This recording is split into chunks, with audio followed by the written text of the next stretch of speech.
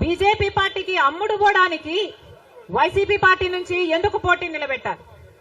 BJP పార్టీకి అమ్ముడు పోవడానికి తెలుగుదేశం పార్టీ నుంచి ఎందుకు పోటీకి పెట్టాలి? మొత్తం అందరూ బీజేపీ జెండాలే పెట్టుకోవచ్చు కదా. కనీసం ప్రజలకు క్లారిటీ ఉంటది కదా, బీజేపీ పార్టీకి ఓటేస్తున్నాము, బీజేపీ పార్టీని గెలిపిస్తున్నాము అని. ప్రజల దగ్గరేమో ఒక మాట చెప్తారు, ప్రజలనేమో మభ్య పెడతారు. ప్రజల దగ్గరేమో బీజేపీ కాదు అన్నట్టు నటిస్తారు.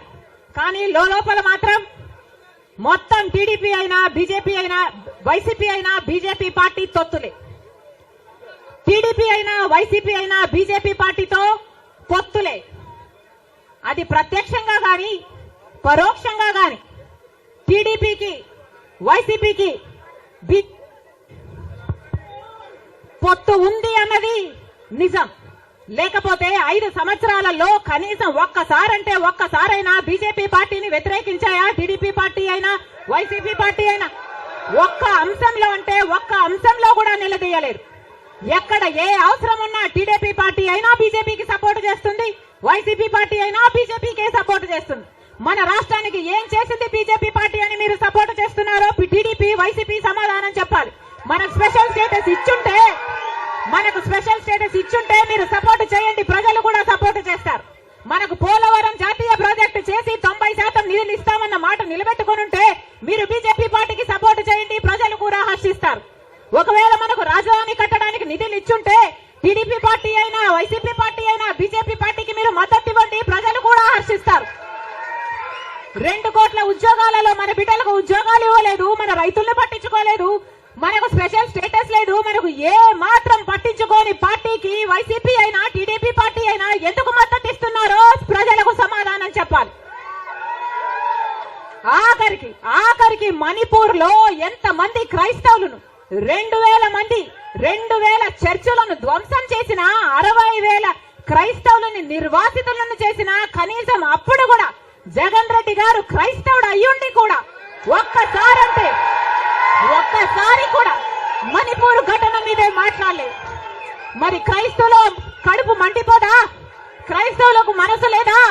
క్రైస్తవులు మనుషులు కారా? మనుషులు చచ్చిపోతున్నా మీరు పట్టించుకోకుండా బీజేపీకి మద్దతు ఇస్తున్నారంటే మీరు మనుషులు అవునా కాదా?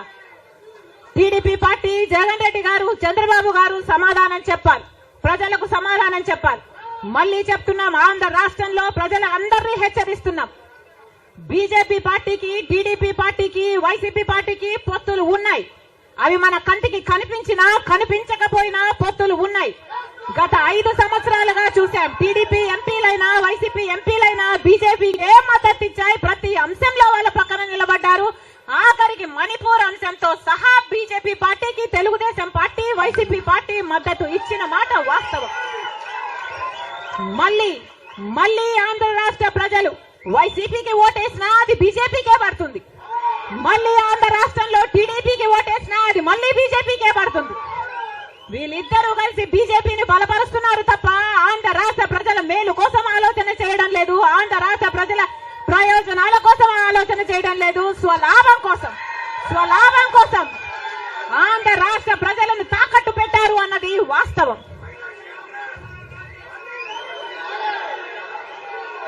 మళ్ళీ చెప్తున్నాం, రాజశేఖర్ రెడ్డి గారు బీజేపీ పార్టీకి వ్యతిరేకి. రాజశేఖర్ రెడ్డి గారు తత్వ పార్టీ కాబట్టి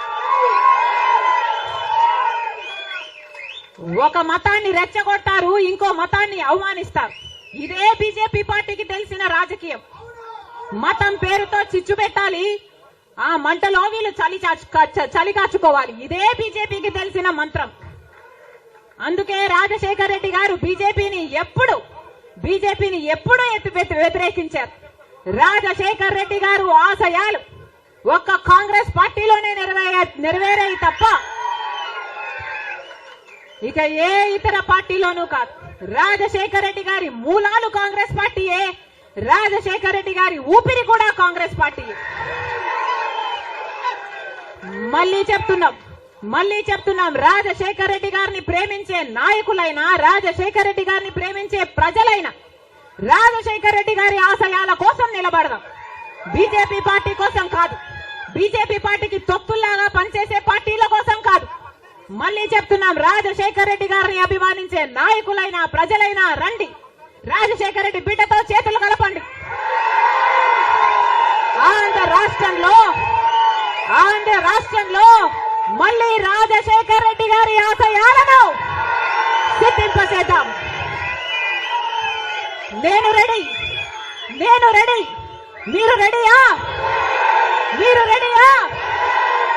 రెడీయా?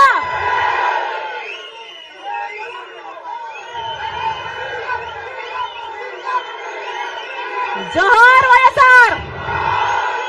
రాహుల్ గాంధీ నాయకత్వం వర్ధిల్లాలి.